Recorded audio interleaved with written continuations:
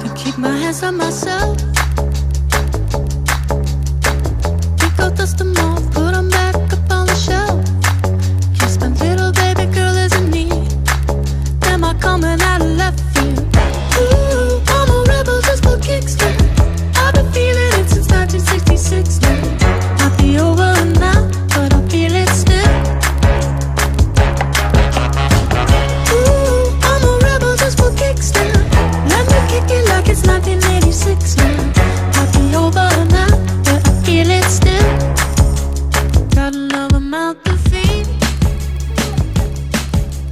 Leave it with the babies till the mama call the grave digger. А я холодильник большую. Ну а что делать?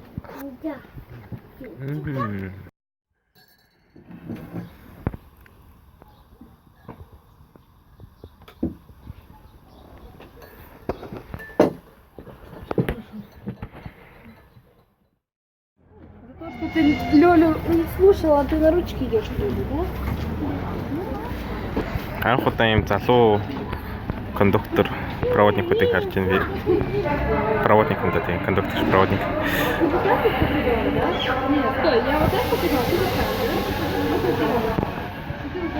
Пока.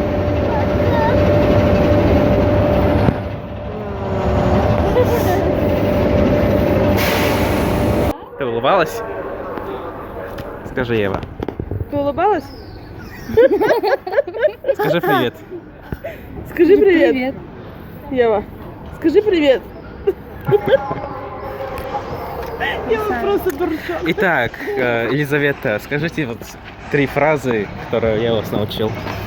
Сайну. Да? Давай еще громко. Сайну. Ага. Намек. Лиза. Кидик. Ура! А теперь скажи Байерта. Как? Байерта. Байерта. Байерта. Байерта. Пока. Down the years it's been a ride, and now I'm sorry I'm all it's not in tonight. And on as we go we seem to fight, but baby that's just the way we love. And only in the dark do we see our sunlight. Home is where we were, home is where we want to be. And yes, we don't have time to say goodbye, and this ain't the last time. Now this time before we go, raise your hands, raise a toast. Time is something special, just like love before it starts to snow. It's crazy how the years have gone. Memories are the drug we're on, but darling, just remember that there's never a goodbye. There's never a goodbye. So there's never a goodbye. There's never a goodbye.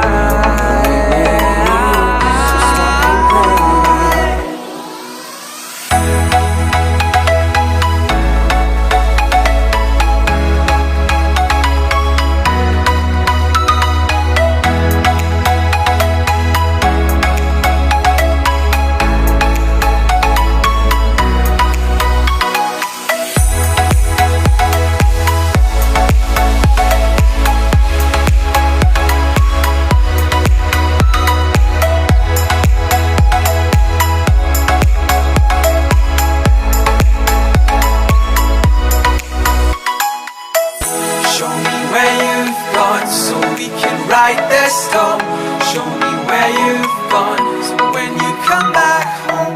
Show me where you've gone, so we can ride the storm. Show me where you've gone, when you come back home.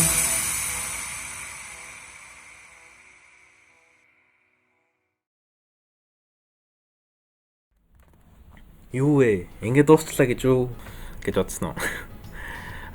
Ерхэд бол тийм яг үнэндээ илгэт 18 хоног тасралтгүй камераар бичлэг авч батарей, power bank зэнэлэлтэй байлгахыг хичээж утасныхаа меморийг суллаж авсаар агаад тэгэхээр хятарсан.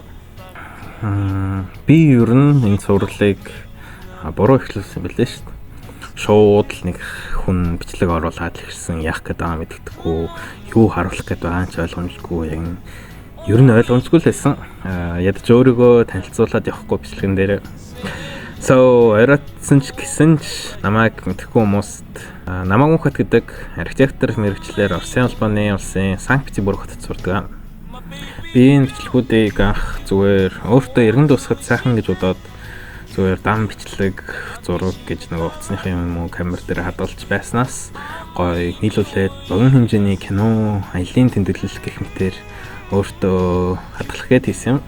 Тэгээд бас нэг өөр шалгуунтай анх хийж байхдаа тэрний юу гэхээр Оросд сурдаг хүмүүст ганц Москва, Санктаас гадна өөр хотууд байдаг шүү. Яг байдаг мэднэ л дээ.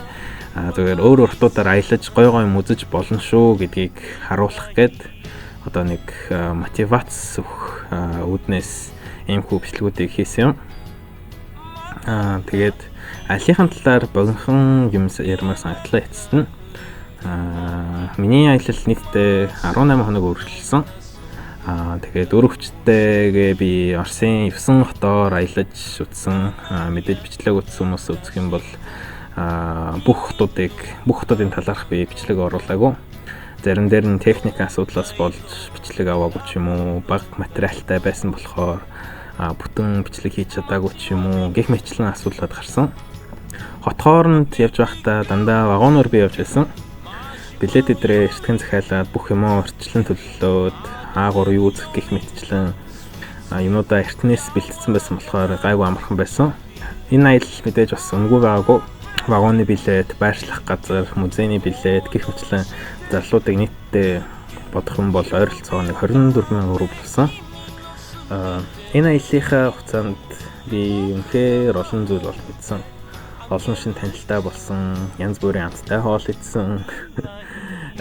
Энэ аяллахын талаар ярих юм бол энэ аялал миний хувьд олон дүгнэлт, өөрчлөлт авчирсан.